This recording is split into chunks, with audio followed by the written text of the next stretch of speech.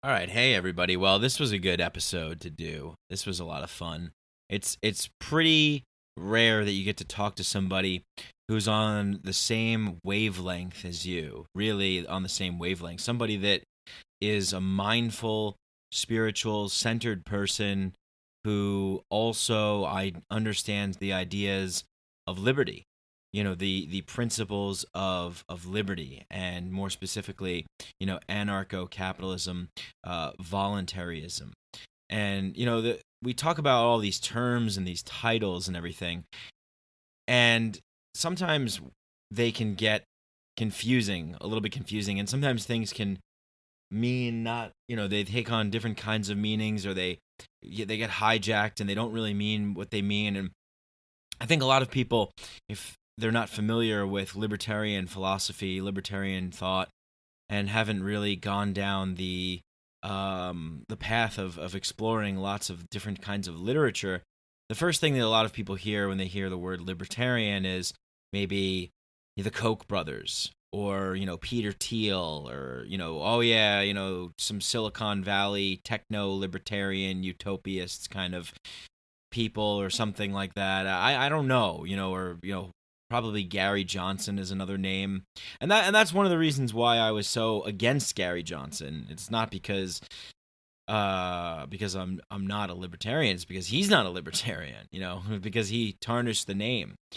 But Derrick Broze is the guest today, and Derrick is phenomenal. Derrick is one of the kinds of people that really practices what he preaches, and this is a really good conversation. I learned a lot. I'm still learning a lot from Derrick, and he's planning a tour that's coming up soon. It's called the Decentralize Your Life Tour, all around the country. I mean, I couldn't just listen to the name of that.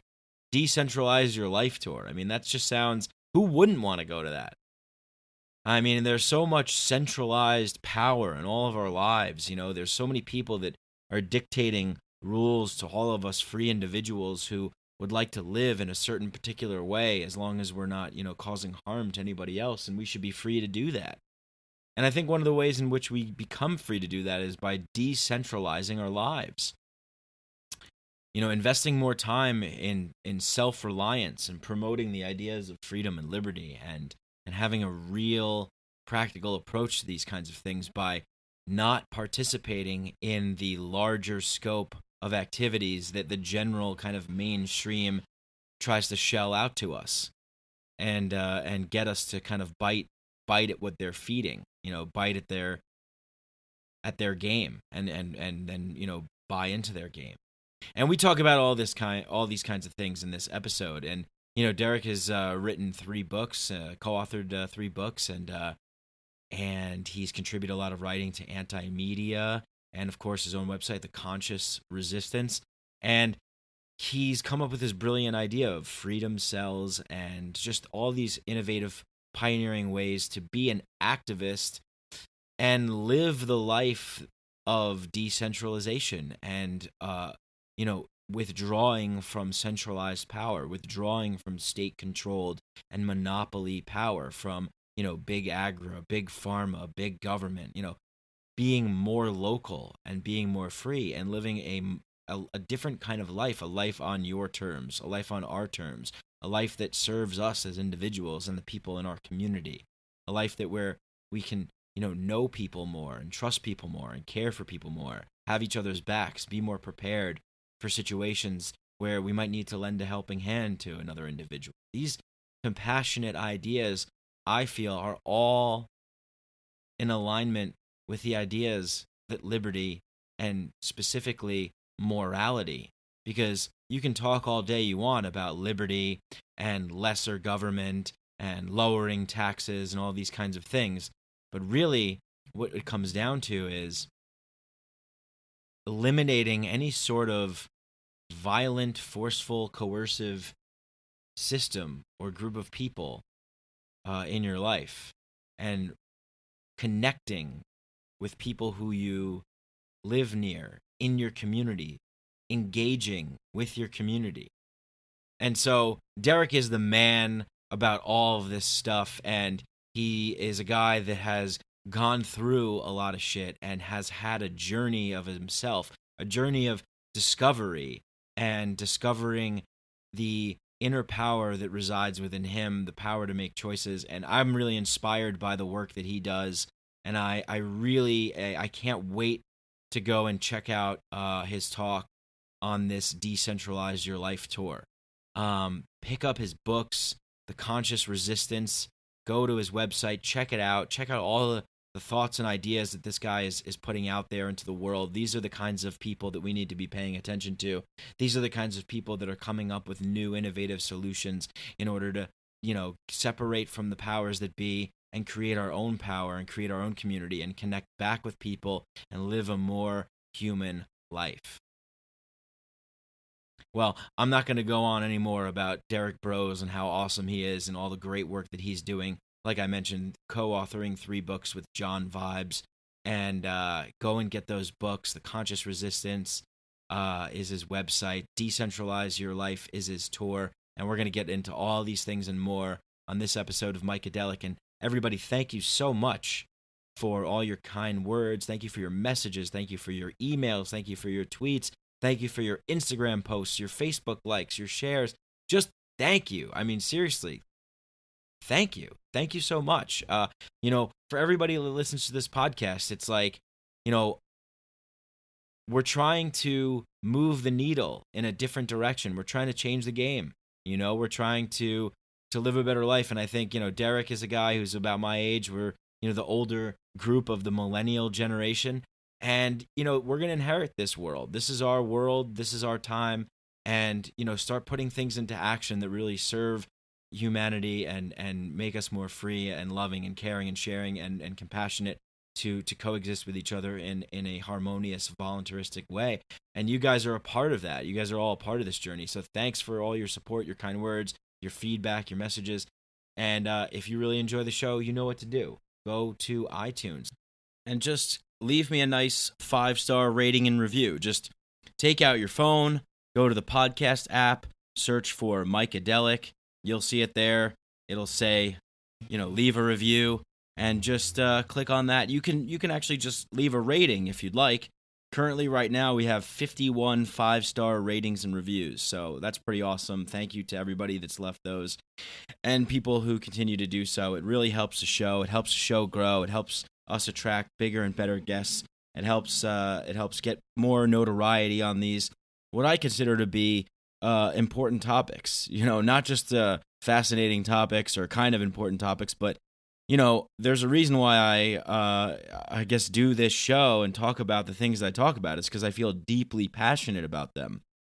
And it's like, I don't know, could this show go mainstream? I'm not sure, but I really think that the issues that we talk about in this show are of deep importance and just very important things, big ideas, big topics, life-changing, world-changing. I mean, that's what really gets me going. So I want to get more into it. I want to put more time, more effort, more money into it. And, the way to help the show grow is just to leave ratings and reviews, share it with your friends. And if you want to go an extra step further, supporting us on Patreon, you could just go to patreon.com/MikeBrank, BRANC, and you can donate as little as $1 a month, $2 a month, $3, $4, $5, whatever you want. I have a whole list of rewards on Patreon. Go check it out. I wrote a kind of detailed description about, what the show's about and everything. And look, and this is how, this ties into this episode we're doing today, because this is independent media. This is as independent as you could possibly get. I mean, everything is done by me. And, so we need all the help we can get to fund things that we love, to grow things that have a meaning and an impact in our lives and other people's lives. And if you feel that this show does that, then please, help support it and help make it grow.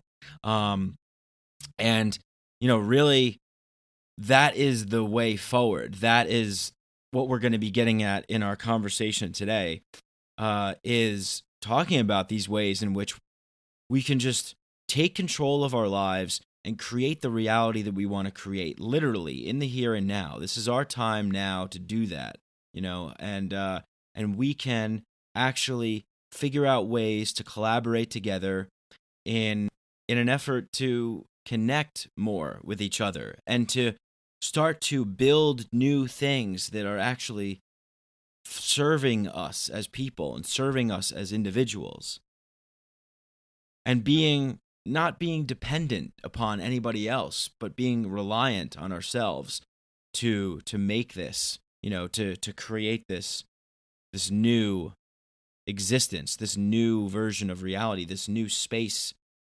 The environment is malleable.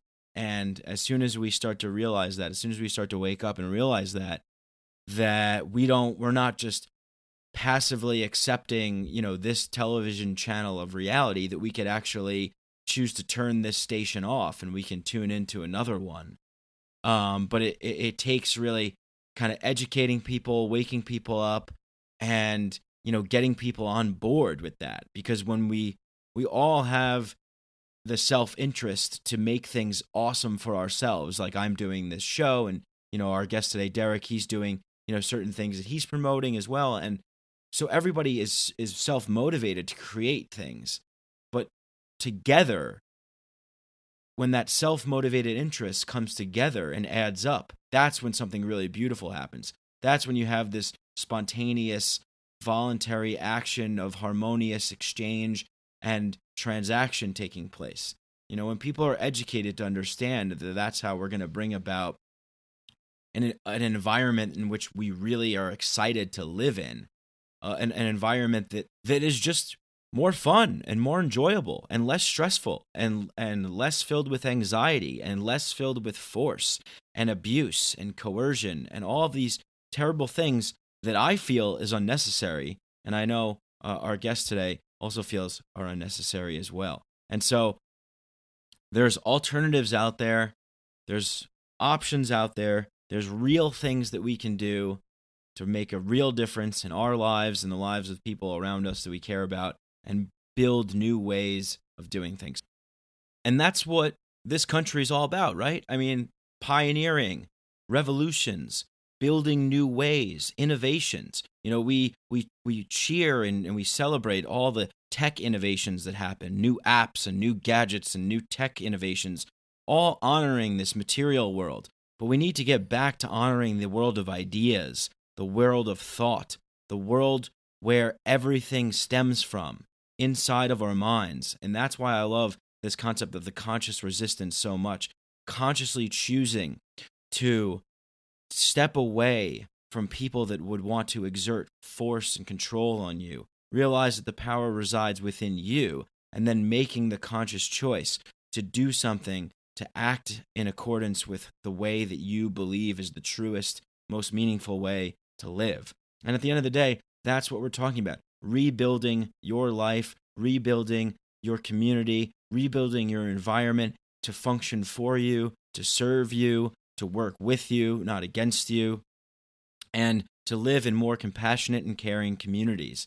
Communities that can extend all across the world. Now with the way that our technology can facilitate that. Our technology can make that be. We hear so much. We hear about technology and trolls and online this and that, but it's such a wonderful connecting device where we have the ability now to share our thoughts and feelings and our emotions and our minds and everything with all the people across the world. And that is really the way that we are going to know each other and understand each other. And when we know each other and we understand each other, that's when we will have less fear of each other. And when we learn more and we grow more together and we accept our fate as human beings, as mortal human beings on this earth, I think that we can actually come into our humanity more, and we can start to look at new ways of doing things, new ways of organizing society, new ideas to implement into the culture. And it's not just a one-sided thing. It's not just about who makes the most money. It's not just about who invents the next best smartphone.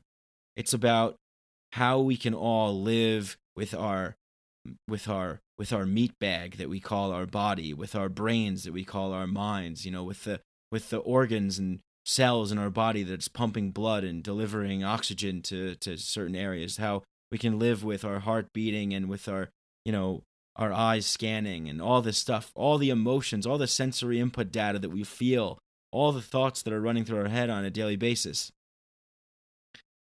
How can we put those all into alignment to live in more of an environment that is, that is shared amongst like-minded individuals? That is another beautiful thing about, and I've gone on and on about this stuff, so I'm going to cut it short and introduce our guest in just a second. But, when you understand the ideas of liberty, when you understand the ideas that the moral understanding that everybody should have the right to do whatever they wish as long as they're not causing any harm to anybody else, that it's just such a beautiful idea because you allow for such diversity to exist. We're not prescribing any other idea here other than peace, non-aggression, and respect. And when you have peace and non-aggression and respect, then you can have a better world. Isn't that what everybody wants? Everybody wants to improve themselves in some way. Everybody wants to get their next fix, to get their next, feeling of accomplishment, for themselves and for, the world, the show that's going on outside of our show, inside of our minds. So I think that our guest today, Derrick Broze, has some fantastic ideas on how to implement real solutions to real problems that are existing in our lives right now, on a mental level, on a spiritual level, on an emotional level, on a physical level. And he's bringing those ideas out into the public and expanding on them live, trying to reach all of you folks and everybody else that he's going to come in contact with when he goes on his Decentralize Your Life tour. So check that out, the Decentralize Your Life tour, and go to Derrick's website, theconsciousresistance.com. And without further ado, hope you guys enjoy this conversation with Derrick Broze. Psychedelics are illegal not because a loving government is concerned that you may jump out of a third-story window.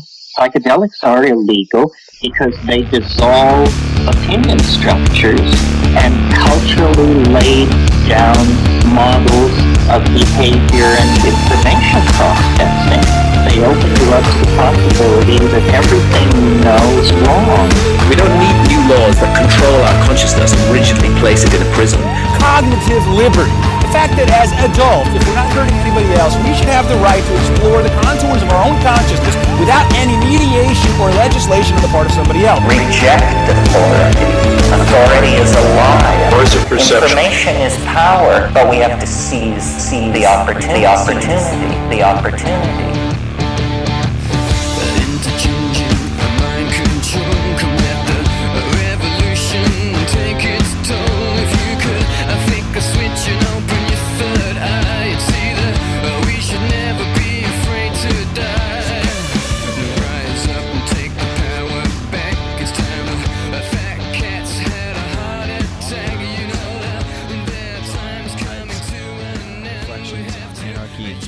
The conscious resistance, finding freedom in an age of confusion, and the newest one, Manifesto of the Free Humans.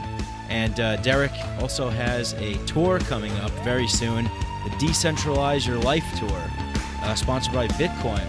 So that's pretty awesome. Derrick, welcome to the show. Yeah, thanks for having me on, man. I appreciate it. Of course. So please tell me. It sounds like you have a lot going on. You have this new book out, co-authored with John Vibes, the Manifesto of the Free Humans. So what's that one all about?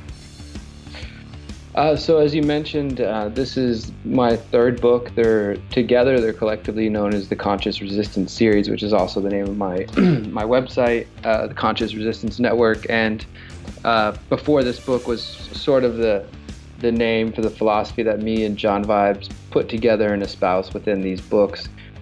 Manifesto of the Free Humans, specifically, its role in the trilogy as the last book is to serve as a type of DIY, do-it-yourself guidebook, a handbook, if you will, on how to escape the state, how to vacate the state, and not just how to go run away and hide from the various power centers that exist in our world today, but also to create new things, to create new institutions and new economics and new community power and just new ways of living that serve the people, actually serve the people and the health of the people, not just the whims of the people and who put themselves in power. So that being said, the book is what John and I consider to be the mind of our philosophy, so to speak. So the first book is Reflections on Anarchy and Spirituality, and it's a pretty all-encompassing book. I mean, they're all only about a little bit over 100 pages each, but as far as topics, in the first book, we cover a very a broad ground of topics and discussion, mainly centering around the idea that the institutions and the belief systems that predate organized religion and the institutions and the belief systems and the methods of organizing that predate the current state paradigm that we know in both areas there. We see anti-authoritarianism, we see independence, we see individuality, we see freedom, but along throughout history, various political and religious institutions were able to enshrine themselves into various positions of power and to tell people only through our gods or through our books or through our priests or our churches are you able to get to heaven or to this age of enlightenment or this this peaceful place. Whereas the state and its institutions say that when it comes to the physical world, that only through them can we achieve freedom or security and things of that nature. So we see both in the physical and in the spiritual realm that there are institutions vying for control and for manipulation. And the first book looks at that and then tries to tie together, the history of anarchism and the history of beliefs like shamanism and just spirituality from around the world that predates most organized religions or even the beginning of organized religions like Christianity, and shows how these systems were originally rooted in freedom, individuality, and anti-authoritarianism, and they've been changed over time. And then we also look at topics like psychedelics, we look at meditation, we look on a whole range of topics. So we consider that first book to be the body of our work because it encompasses everything that we touch on in the next two books and just throughout our talks and such. The second book, Finding Freedom in an Age of Confusion, we consider it to be the heart because it is the essays in that book are more coming from the emotional center, the heart-centered place, in the sense that it's a collection of essays that are written for the individual who is going through a variety of changes in their life. When you start to question the systems of power that exist in the world around you, when you start to question government or school and education and just the authority figures that you've been taught to trust, and you start to research the world for yourself, sometimes people, they describe it as like an awakening process. And throughout that process, you might experience fear or anger or frustration or sadness as you try to speak to the people closest to you about the things that you have come to know and be concerned with. And often they are dismissive of people, or they think individuals are crazy or what have you. So people can feel very alone. And this set of essays in Finding Freedom in an Age of Confusion is written for that stage, that sort of period of helping people recognize that they're not alone, that they are full of a vast amount of potential if they choose to seize it. And so it's exploring the issues in the world today from less of the political background and more of like the emotional center, the emotional standpoint. And also the second half of that book looks at meditation, it looks at positive affirmations and some of these other type of tools. And so those first two, they outline all the topics. They give you the uplifting, kind of heart-centered, hopefully inspirational thoughts that you need. And then it comes to the final book, to Manifesto of the Free Humans, which we would say is the mind of it all because it's the more practical. Here are steps. Here's what we do in Houston. Here's what I've been doing over the last 7 years of activism. Here are practical steps that you can take to create more freedom and more prosperity in your community. And that's what we focus on in Manifesto of the Free Humans. And I should mention that they're all available to download for free at theconsciousresistance.com/books. They're on Amazon. They're all on all those usual places. But we did make them available to download for free because we want the information to get out. And if people want to download them and then check them out and then order, that's cool as well. But mainly we just want the ideas to be to be spread and then to discussed, and if they're of value, which we believe they are, to be applied. Yeah, that's great. That's awesome. And I have to say, it's very appealing to someone like me who's coming at all these ideas, and a lot of my listeners as well who, feel like, oh, I don't really fit in this, libertarian camp, or I don't necessarily fit in this specific label in this camp, or, just this psychedelic field, or just this spiritual meditation field. So I like what you're doing when you're combining all these things and, reading the book and sharing your experiences and your journey is very powerful, because you've been there, and John has been there, and you guys are now sharing that with people. And the meditation aspect of it. I mean, it's your logo, it's your symbol. I can't think of anything that is more powerful for an individual that speaks volumes for freedom and kind of liberation of oneself and living in a free world. So kudos to you on all that and what you're bringing to the table with all this stuff. Talk to me a little bit about this Decentralize Your Life tour that you have coming up. This sounds pretty exciting. This is a country, a nationwide tour, and mentioning, focusing on kind of, I guess, some of the things that I was just talking about. Meditation and agorism, permaculture, freedom cells. These are the things that you talk about in your books and when you give speeches. Tell me a little bit about that. And I know you're going with the Houston Free Thinkers, so you guys are all traveling together. What's that tour going to look like? When's that starting? And tell me a little bit about kind of the goals and things you hope to do on that tour.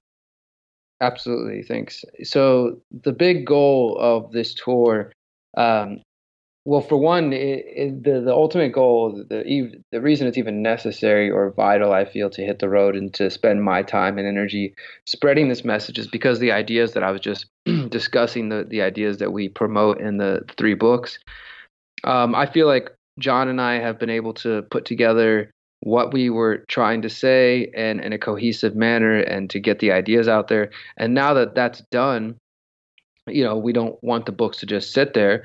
My hope is that over time, they become more well known, and I have no hopes of them becoming New York Times bestsellers or anything like that. But my goal is that they will stick around long enough to influence some people and hopefully spark a movement towards actually taking action. And now we're working on translations of the books, so it just seemed natural that if we want to get the message out there, that we need to take it to the people, especially because the new book deals with the concept of freedom cells that you just mentioned, and which I'll explain in just a moment. And that it's a concept that really needs to be, I don't want to say explained in person, but I do feel like there's a benefit to me taking everything I've learned in Houston activism, being involved here. I work with the Houston Freethinkers. That's the activist community I founded in 2010 when I went through my awakening process, so to speak, and started the Conscious Resistance a couple years later when I realized that both my activist self and my spiritual self that practice meditation and these sort of practices, I couldn't separate them anymore. So the message came together. And now the Conscious Resistance, Houston Freethinkers, we do a lot of similar things. We work together with a lot of people in Houston.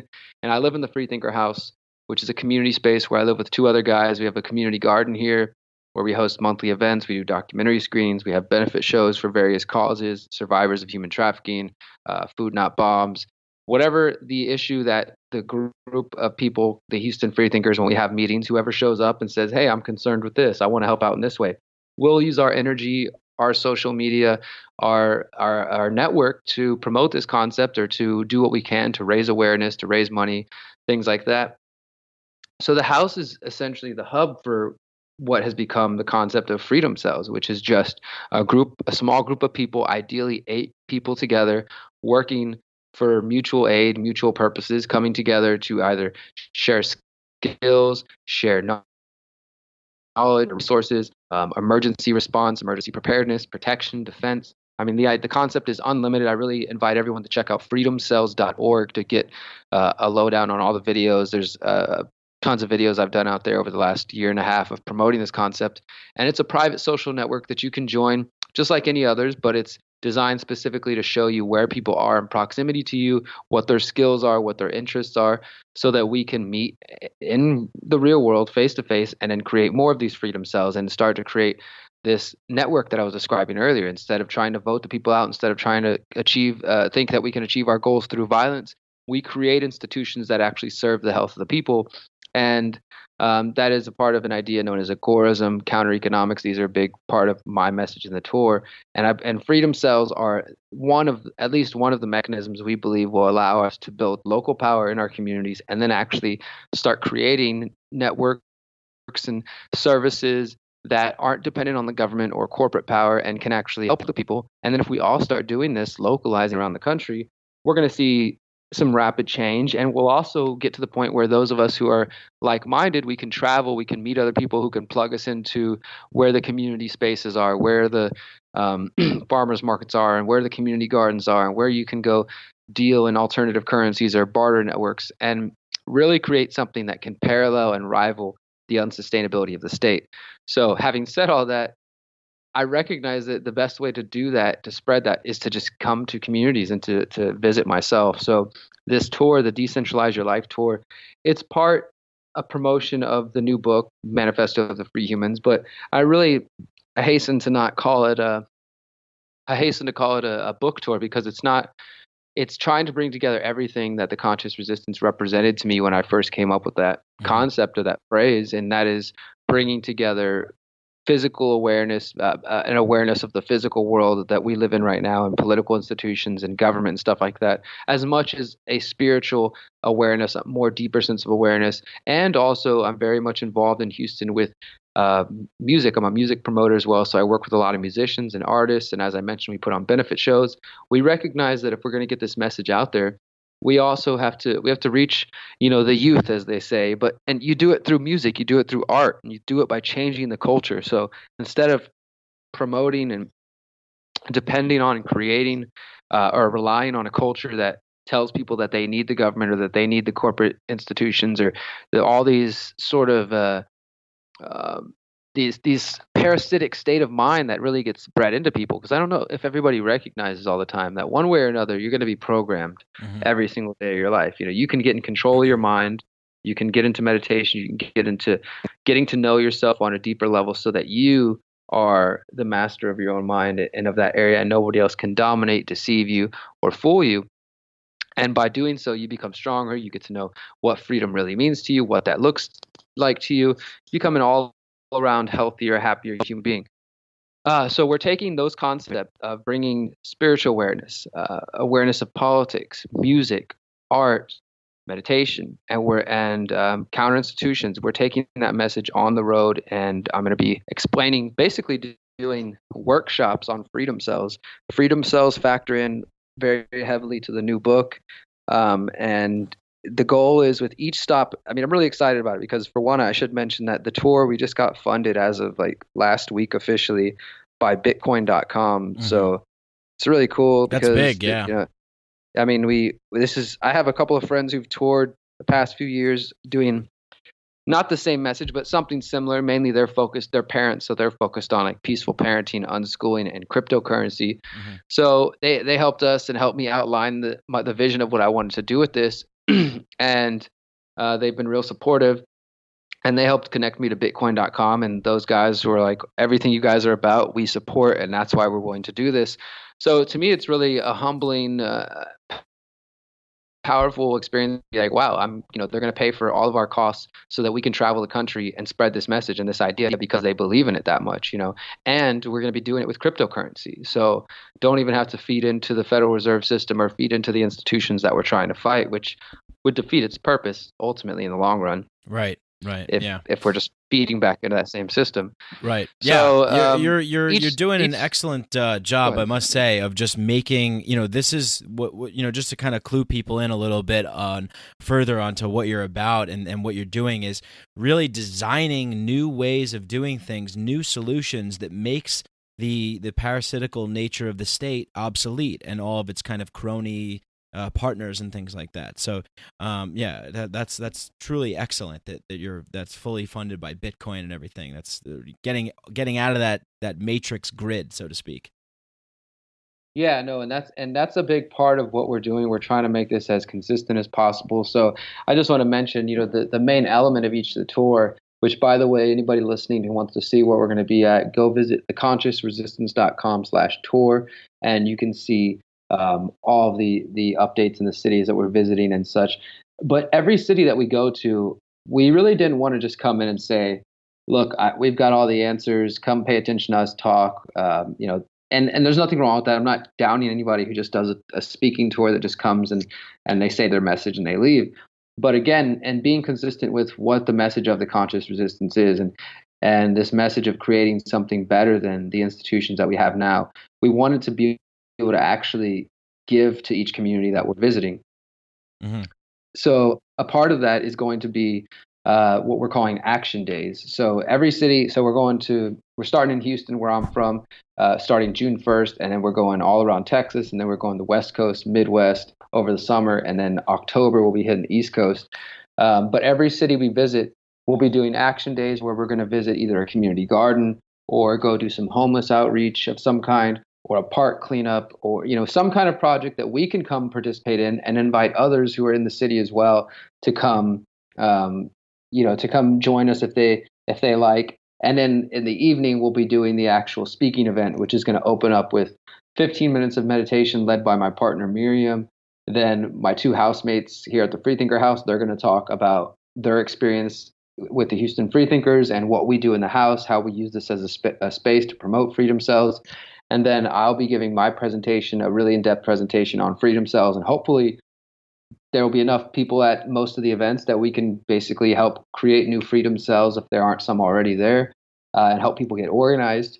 And then the housemates are going to perform music. They have a band as well together, so we'll end each night with music. So every event is going to include community volunteering and showing what a voluntary society could look like in action by taking action ourselves and not waiting for anybody else. It's going to include meditation. It's going to include information, really important information that can help you create more freedom in your community. And then it's going to include music. So that's what we're bringing to we're doing 52 cities so far.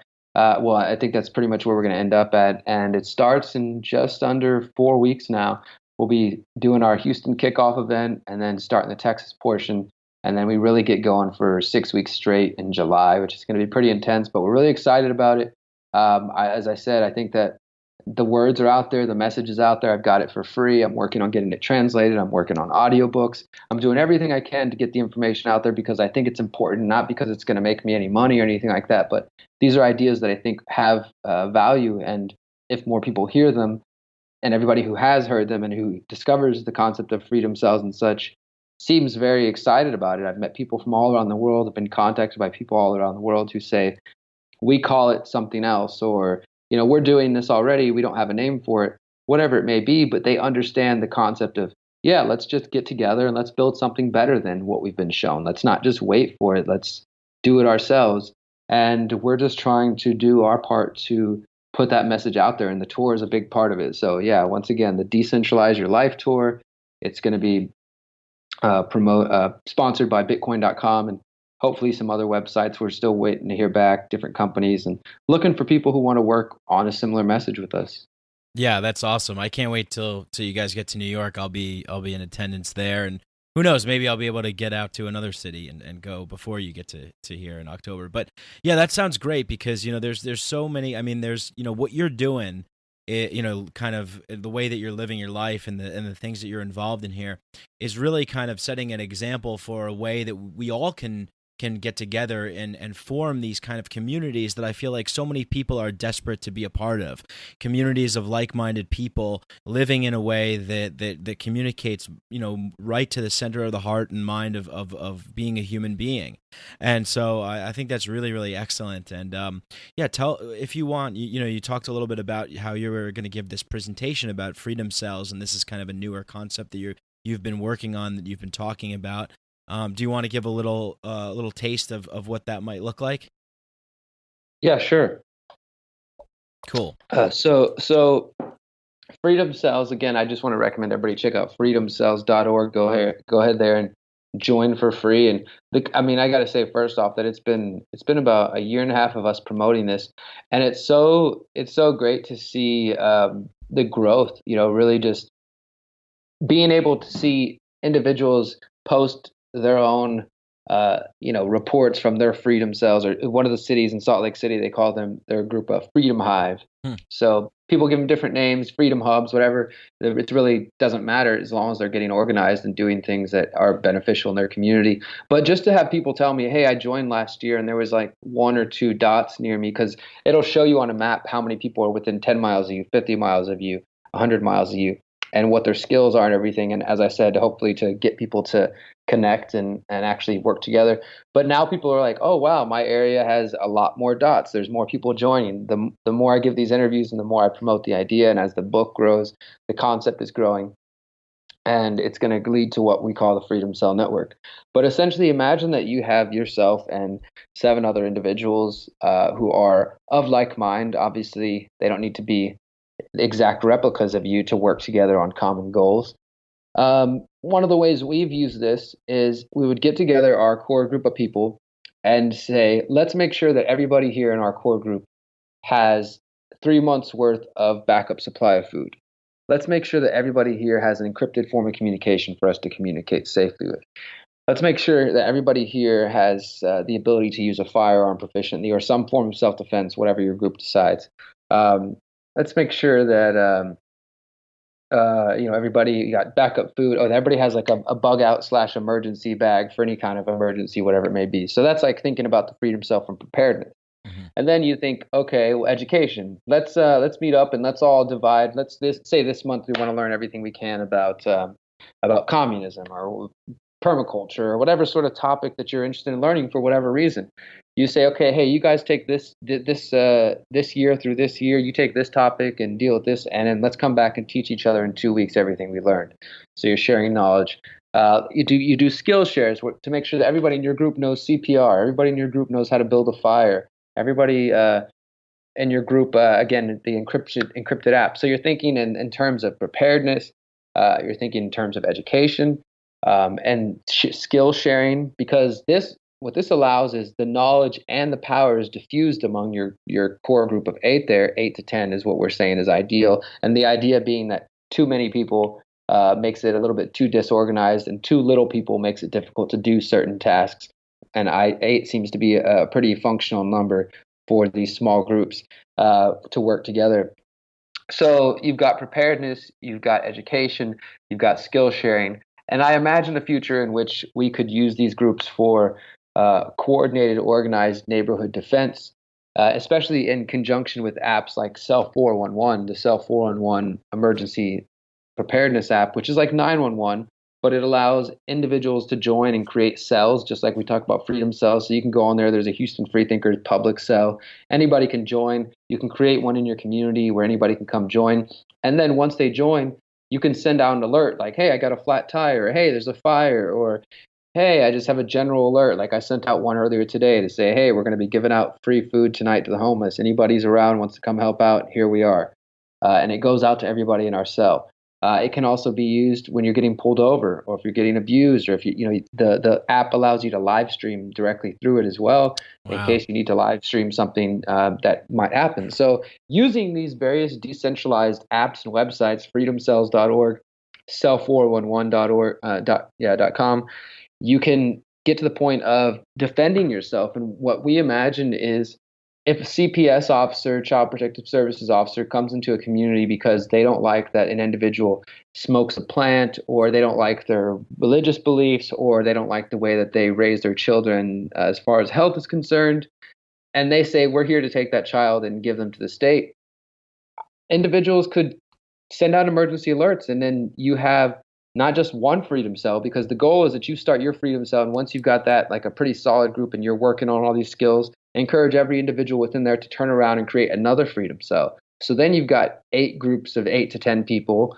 80 to 100 people spread across one little area, and as this starts to happen, those are going to become some groups with some power and some influence and some weight. So you could send out an alert that says, hey, CPS is here to try to take our baby, and then all the freedom cells show up and peacefully but assertively resist and say, we're not going to allow this to happen. Or a police officer is beating somebody down, and it's unjust. It's a violation of their rights. And individuals, instead of just standing there and videotaping, they step in and they say, "Hey, we don't want to fund this. We don't want our tax dollars to go towards this. You're no longer welcome Houston Police Department, you're no longer welcome in our community. We're going to defend our own community. We're going to take care of our own communities.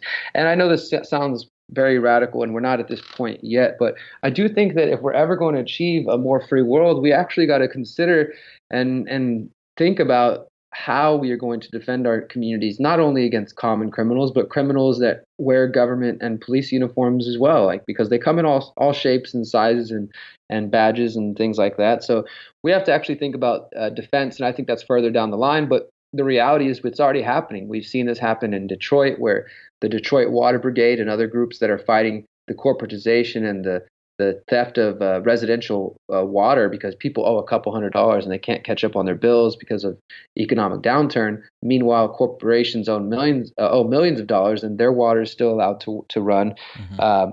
People will form essentially freedom cells, but they call them groups of angels, is what they call them, mm-hmm. and they'll link arms and surround a house when the trucks kind of try to come turn off the water. And they've been successful in rejecting them and stopping them. And there's also countless examples of it happening sort of spontaneously. And you see YouTube videos of like a community kicking a cop out or something. But it's disorganized, and it could end badly. But if we take this structure, we do things like role playing. How would your community act if this happened in front of you? Who's going to be? Somebody's going to be the cop coming in to be causing problems, or the CPS agent or whatever, and you be the victim. And then everybody else show up as a freedom cell. How do we respond to that in a way that we can have coordinated and not get anybody killed or hurt, and have a peaceful resolution? So it's a concept that really has unlimited potential, whether it comes to preparedness, knowledge sharing, skill sharing, defense.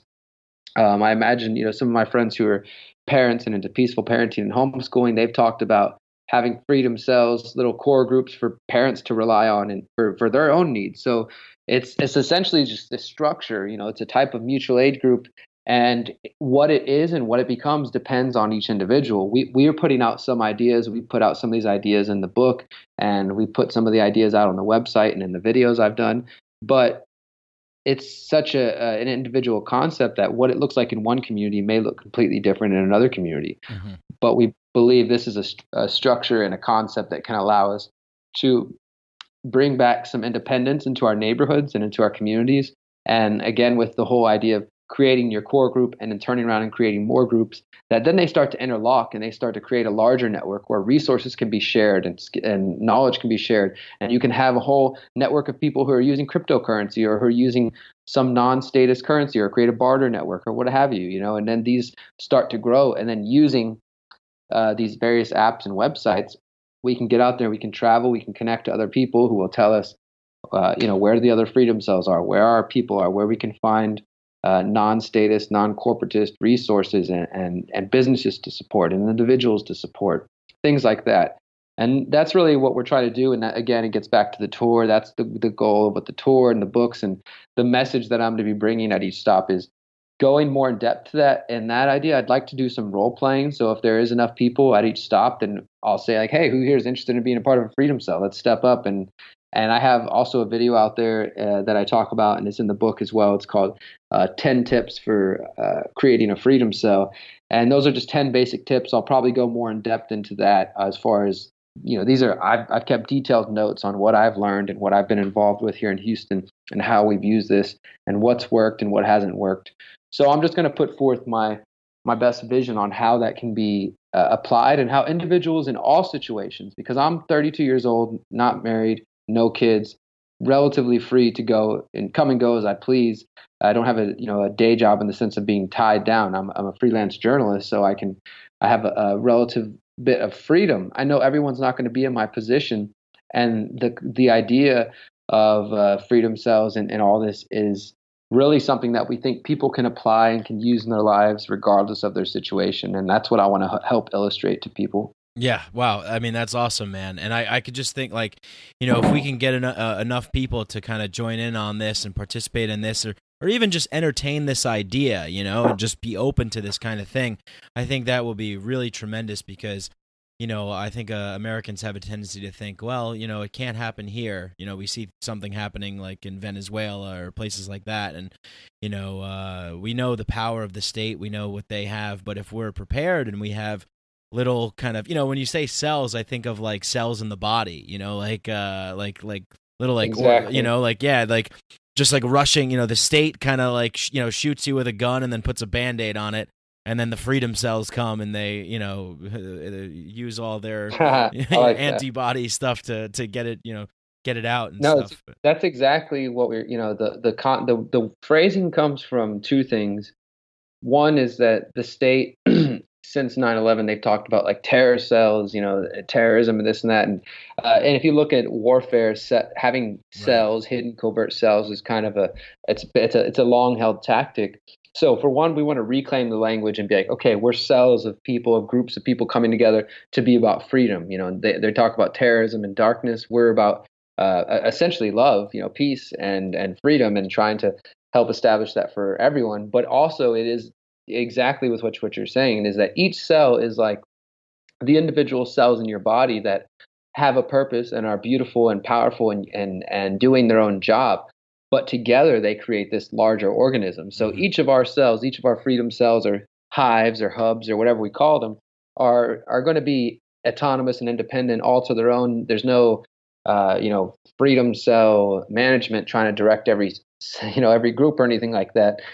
So they're all equally valuable, but together we can create something that is, much more powerful than each of us can individually. Yeah, no, definitely. That's definitely true. Yeah, because I've been reading a lot of stuff that has been talking about the state and corporations and just the kind of the big banks and all this stuff as being these kind of like super organisms that have just been so run amok and out of control. But if we can kind of create local, decentralized, peer-to-peer kind of networks of sharing and caring and loving people coming together to do what's right for each other and for the community, I think that's kind of where we want to be. And thank God that we have the technology to do it these days, because without the technology, it would be a lot more difficult, I think. So the good thing that we're able to utilize that. So that's really cool. That's really exciting. So maybe I want to take it back a little bit, and who knows? Maybe we should have started the podcast this way, but whatever. We're here anyway. So how did you get into all this, Derrick? I think I saw you speak. I was at the in New York at one of the New York Liberty Fest events. I think I saw you speak around maybe 2013 or something like that. How did you? I remember it stuck out in my mind because you were so different from everybody else there. And I know Adam Kokesh was there, and a couple other people were there that spoke as well. But I remembered you gave a talk that was very interesting. How did you get into this whole thing? Yeah, man, I'm thrilled that you saw me speak there. I think you're talking about Anarchy in NYC in 2013. That was actually my first talk outside of just doing things in Houston, and I was pretty nervous because I had just met John Vibes, my co-author, about a year or so before that, and I'm not even sure at that time if we had even decided we were going to write a book yet. It was just like we realized we both had an interest in anarchism and voluntarism and shamanism and spirituality and psychedelics and stuff. And so he would come on my podcast and we would just knock these ideas around until it eventually became what it is now. But in that process, I got asked to come to speak at Anarchy in NYC in New York. And there's Kokesh and Molyneux and some of these other people who I was inspired by years ago, and who I also knew were very adamant atheists, and I was kind of like, oh God, I'm coming here to talk about shamanism and Buddhism and anarchism, and I don't know how people are going to respond to this, and I was, it felt like it was like my coming out of the closet type moment, with like, all right, I'm going to just put all my spiritual beliefs out there. And it was because, as I mentioned earlier, that my experience coming up to the phrase of the conscious resistance in summer 2012, I realized that I'd been trying to divide these aspects of myself and that I could no longer do that. I just needed to just be me fully. And that is a spiritual person as much as it is an anarchist and somebody interested in that. So I was like, all right, that's what I'm going to talk about. This is going to be my first open talk here. And I want to just try to open people's minds to the topic of meditation and shamanism and intersect it with, anarchism and agorism. And I think that talk's still available on YouTube, by the way, if anybody wants to check it out. And I think that I did a reasonable job with that. And a lot of that material made it into the first book. But yeah, so preceding those experiences, I never really thought that I was going to be at this point now where I've got a national tour planned and it's funded and it's all about the message I believe in and these kind of things. It's really beyond my wildest imagination because, as I mentioned earlier, that sort of like awakening moment, when you have that, you're not thinking like, okay, well, I guess now that I'm learning all about how the world's working, I'm going to start an activist group. Then after a couple of years, I'll get involved in journalism, and then I'll start doing TV interviews, and then I'll write some books, and then I'll go on a tour. Yeah, that's just what I'm going to do. Yeah, there's no real set path for that. Yeah. Yeah, exactly. I just started. I just realized like, wow, the world is not what I thought it is. Like, I'm freaking out. I need to do something different. I need to talk to people. So I started the Houston Freethinkers community in early 2010. First as a blog, and just started connecting to people. And over the last 7 years, this is just what we've been doing: is holding monthly events and getting it. I have a twice a year music festival called For the Community. It's a very big festival it's written about in all the local papers and very well attended, where we've been able to actually get beyond just being known as activists, but as I mentioned earlier, working with the music and art community and bringing people together. So I don't have to worry about if they've read all the same books I have or they understand the same concept. We just give them a space to be free and to experience what freedom can be like, and they understand it. So I've just spent all of my time doing that, but I really do think that the events that led to everything that's taking place now, because I'm a big believer in manifestation, and even this tour, I mean, here in the house, the three of us who live here together, and my partner, we all made vision boards together on how do we envision this space being used? What do we want to create here? And, I wrote on that last October when we first moved in. I wrote, tour, taking this message on the road, and kind of just drew a little picture and stuff. And I've been able to see over the last 7 years how manifestation works in my life. I mean, the universe just keeps opening doors for me. None of this was ever planned in any way. But I know that in 2005 and the years preceding that, I was 20 years old. I was addicted to crystal meth. I was addicted to just a number of different drugs, and I was really kind of going down a crazy path. And I had time on the street, addiction, and living in a crack house, and all this kind of things that ended up with me getting arrested for a possession charge in November 2005, about a week before I turned 21. And I spent 11 months behind bars, and I got out, and I was out for about 5 months. I went back for 3, and then I got out for a year, and I went back next year. So it ended up being this just 3 or 4 year experience of in and out of jail and then prison, and eventually getting out with a felony after doing 18 months locked up. And I got out October 2008, about a month before Obama got elected. And it was a really weird time to be out because it was just, I could tell that this guy was important in some way. He was either going to be the Antichrist or he was going to be the savior, because everybody had something to say about him. And I wasn't very politically active then. I was anti-Bush during high school, but I was anti-war. But the only time I've ever voted in my life was I voted for George Bush's cousin, John Kerry, because I thought that was going to be the answer. Because I hadn't quite got it yet. I knew that the war was bad, and I didn't like that. But I didn't really think much deeper than that. Mm-hmm. And then I got into drugs and such, and so I put that all on hold. So when I got out of prison and got out as a felon now, I was going to the library every day trying to apply for jobs, and I got to see, just how the whole system treats you once they put that mark on you and things like that.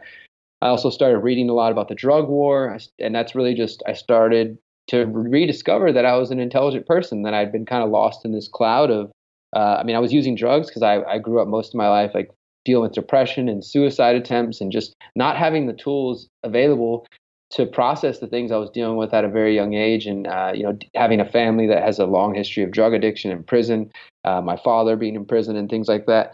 So drugs were a way to escape and to kind of self-medicate. And it took years and years to really understand this. But I got into meditation when I first got locked up. When I first went to prison, I really was just like, I need to figure this out. Like, how did I get here? Why am I taking these steps? Started getting into meditation, into Buddhism. I'd already been into psychedelics before I got locked up. Like, I typically tell people 3 things that changed my life: acid, going to prison, and then, this whole path that I'm on now. But they're really it's all the same path, But my experiences with psychedelics helped me kind of see that there was definitely another side to the world and just what the mind and the 5 senses could perceive. I felt like, all right, there's definitely something else going on here. And so I had this already sense of, I guess, openness to spirituality. I got into meditation, got out, started reading a lot, and then eventually started the Free Thinkers. And then, as I said, those sides of myself have merged to become what the Conscious Resistance is. And I've just been doing it, man, this is just my life now. I mean, I 7 days a week, I wake up, or I try to take some time off because I'm horrible about taking time off. I'm constantly either, writing articles. I write for activistpost.com and the antimedia.org and Mint Press News. I'm either in the field doing, freelance journalism, or like today on Mondays, I have a radio show here in Houston called Free Thinker Radio with a partner of mine. So I'm either writing articles, doing research, filming new videos. Lately, just working on this tour, getting all this organized, doing stuff here at the house, hosting local events in Houston, just trying to do whatever I can, as an individual, as an imperfect human being, to promote a little bit more kindness and awareness in our world, and to just be an example of that, because so many people, they don't believe in these ideas because they've never seen it. Mm-hmm. And that's my vision with, with the Manifesto of the Free Humans and with the Decentralize Your Life tour, is just, okay, people think these ideas could never happen because they've never seen it. Well, let's put it into action. Let's show them what it looks like. Yeah.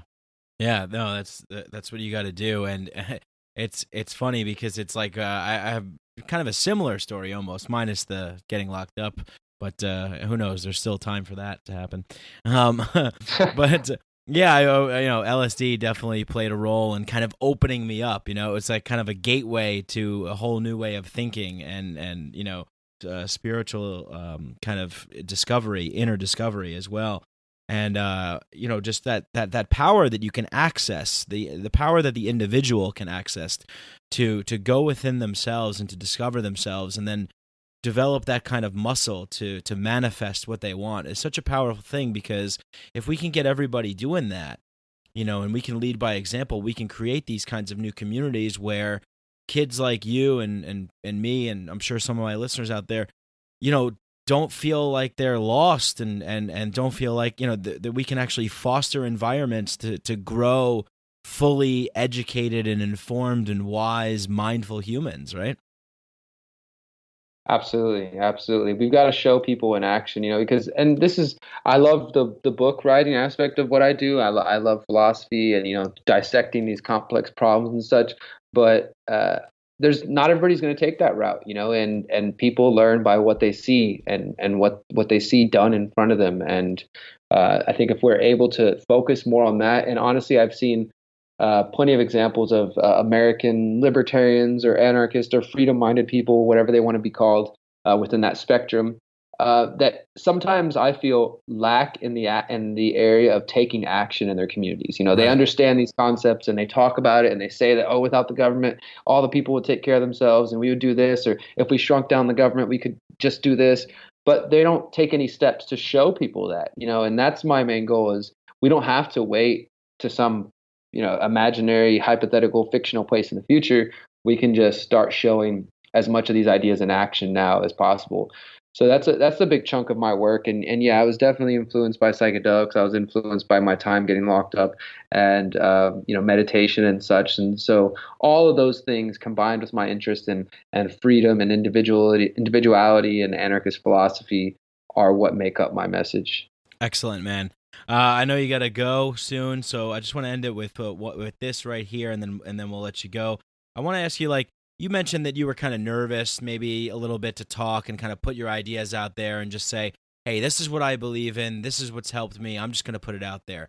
I feel like there's maybe a lot of people out there that might feel the same way. What's some advice that you can give them to kind of, come out and be who they are and kind of let the chips fall where they may and that sort of thing? That's a great question, man. And I definitely appreciate being invited to be a guest on your podcast. I was checking out some of your work, man, and it looks like you've talked to a good amount of people and talked to some friends of mine. So it's great to be on here and talk with you. I really appreciate that. Yeah, good to have you. Yeah. And as far as advice for people goes, I think it's important. For one, I'll say this, that I've realized over my time as an activist, just as a human being, trying to understand my way through this and understand my mistakes and how to become stronger and better through them, is one of the most valuable things we can give to another individual is to create a space. And whether that means like a literal physical space, like, a little sanctuary, your room where they can come sit down and talk freely, or, the therapist's couch, or even just through a phone call or a Facebook message or a Skype call or whatever, but creating the space where that individual feels free, and comfortable enough to be themselves. They feel able to just totally let go and say, look, this is what's on my mind. This is who I am. They don't have to hold anything back. I mean, imagine how that feels, whether you have that with family or maybe a significant other, or, some kind of relationship that you may have. Think of that person in your mind that makes you feel that way, where you know that you can just completely let go and just be you. You don't have to put on any sort of front, and how good that feels to just know, like, okay, this person accepts me, for better or worse, or just they accept me as who I am, and I can just be me. There's no need to put on any sort of show, and how good that feels. Yeah. That is something of immense value. So I think it's important for us, one, to work on doing that and being that for other people, but also we got to remember that in line with the whole idea of localizing and through freedom cells and such, the most local you can go is within your own heart and your own mind. So it's got to start with you. I realized in my path that I couldn't care about anybody else and want to help anybody else until I cared enough about myself. So I would say, if you're trying to feel stronger and more confident about speaking out and just being your true self, try doing that for somebody else. Try giving somebody else that space where they can be free to express themselves, and see what that's like to be that. And I'm sure that it will be reciprocated as well. And ultimately, we got to remember that life is too short to give a damn what other people think about. You know what I mean? Like, definitely, if people have stuff to say, I like to take it in and say, okay, does any of this apply to me? Okay, they said something here. Maybe I can work on that, or, that might have some value. Or it's like, you know what? The things they're saying or their concerns are irrelevant to my purpose and my goals. So, I had a teacher, an elder, tell me that when you come to times of struggle like this, it's important to ask yourself, who am I, what am I doing, and where am I going? And if you can answer all those questions without a problem, then he said, pay no mind to what other people are saying. So that's what I'd offer. Awesome piece of advice. Thank you so much for being on the show, Derrick. It was a pleasure and honor to have you on here, and you're an inspiration to us all us free thinkers out there wanting to change the world for the better. So thank you, my friend, and I'll hope to talk to you soon, and maybe even catch up with you soon on your tour. Absolutely, man. Hope to see you on the road. All right. Peace, brother. I hope you guys enjoyed that podcast as much as I did. You know what to do if you love this show. Share it, like it, spread it with your friends. Tell a friend, tell a family member, tell a neighbor, tell a coworker. And if you want to support the show, you can go to patreon.com/Mike Brank. You can donate as little as $1 a month. Or you could go on iTunes and leave me a nice 5-star rating and review. Whatever you do, thank you for listening. Much love to you all. Peace.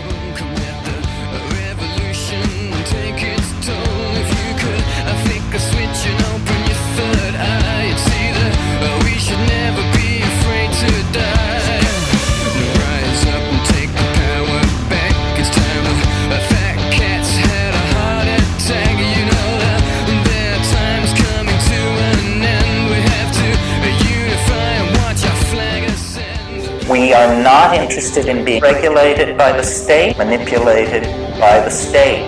The state should stand down.